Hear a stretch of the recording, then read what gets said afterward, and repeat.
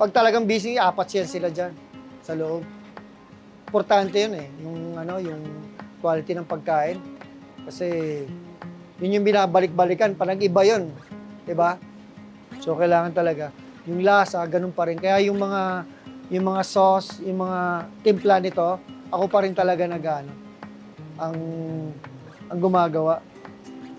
Yun ang importante. Auto na to.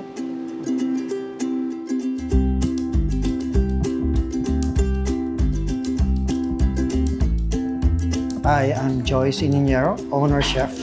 I'm Isabella Ininiero. My name's Bella. Bella's Inasal started way back 2010. I started Bella's Lechon in Scarborough. Yung culinary journey ko, nag-start yan. Once na dating ako dito, late 90s, dumating ako dito. Right away, nagtrabaho ko sa restaurant. Trabaho ko for how many years?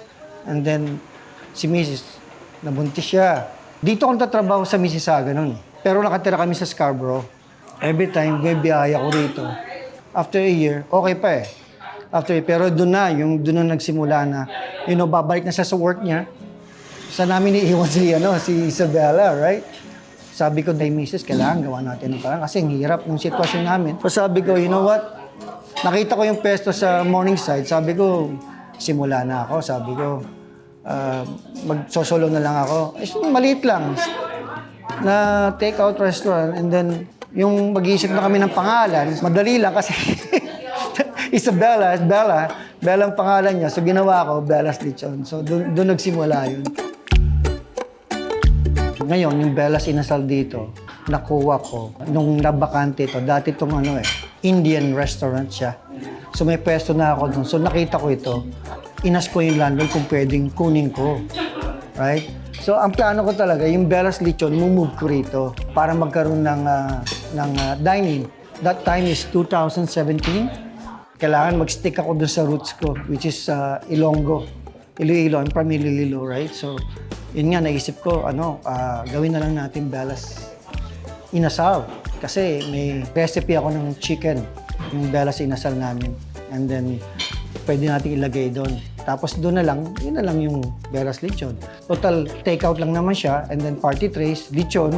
So, end up, nag-click. Pilipinas pa lang, meron kaming batsuyan. Quezon City, sa likod ng City Hall. Yung dating doon, alam mo yung Imperial Jade na Siopawan? Doon, meron kami pwesto doon. Mother ko pa, pero maliit pa ako nun. Kaya yung batchoy namin, talagang authentic. Yung menu na ginawa ko dito, always stick dun sa tradition, honest, simple na pagkain. Yun lang yun. Kasi pwede mong lagyan ng twist, pero always stick dun sa tradition. Andun pa rin yung lasa.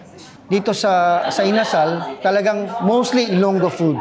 Like may batchoy kami, especially yan, Inasal. Meron kaming only rice ginagawa namin. Tsaka meron kami para sa grupo, meron kaming mga package for kamayan, meron kaming ganyan. Madalas na talagang patok dito sa amin yung only rice namin. Yan.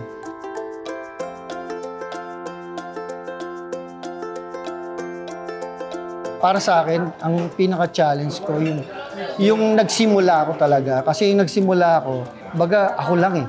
May experience naman kasi ako, kaya yun yung dala-dala ko.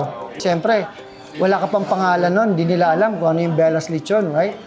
Nasanay yung mga yung Pilipino nun, as sinasabi nila, may lechon sila, nasanay sila, pero pag titignan mo, yung lechon nila, Chinese. Noong time na yun.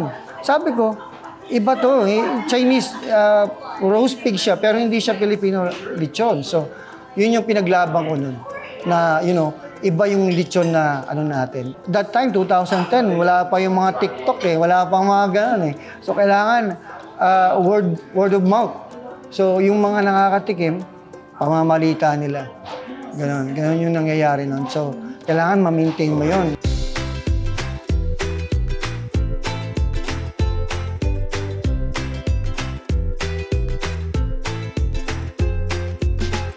Sabi ko nga dito sa mga tao ko, dito, Every time na maglalabas kayo ng pagkain, kailangan yung pagkain lalabas nyo, hindi yung pwede na, o yan, pwede na, kahit busy tayo, hindi pwedeng pwede na.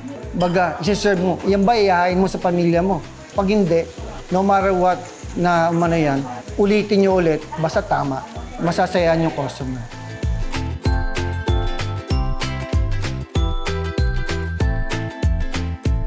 I feel really special because it's my name and it's a business that my dad made and created. I like to help out as much as I can, so it's really nice that I'm doing something for the business. Ang maganda kasi, may mga loyal customer ka, bumabalik. And then, meron ka nakikita mga bago na, uy, galing pa kami US, galing pa kaming taga Niagara kami, so dinadayo nila. Alam mo, sa totoo lang, nakakataba ng puso yung mga customer na sumuporta sa amin nung time ng pandemic. Baga, makikita mo talagang pupunta sila, dito kami para suportahan kayo. Laki talagang bagay nung time na yon kasi yun nga, 3 yung tindahan ko that time. Ang hirap. Makikita mo yung ano nila na,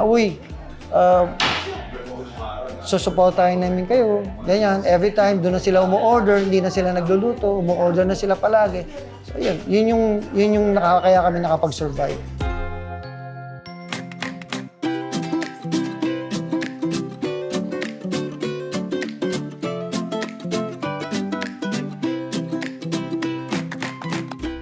I think for me, one of the best parts has been meeting a lot of our customers and getting to know them, even if it's small talk. I think it's nice to talk to the people who support you and provide them with good service. Yeah. Nakakatuwa nga kasi pag nakikita siya, ay, ikaw yung yung 2 years old noon. Natutuwa sila dahil nakikita siya, nag-work siya. Sabi nila, nabibigla sila, ay, ikaw na, laki mo na pala.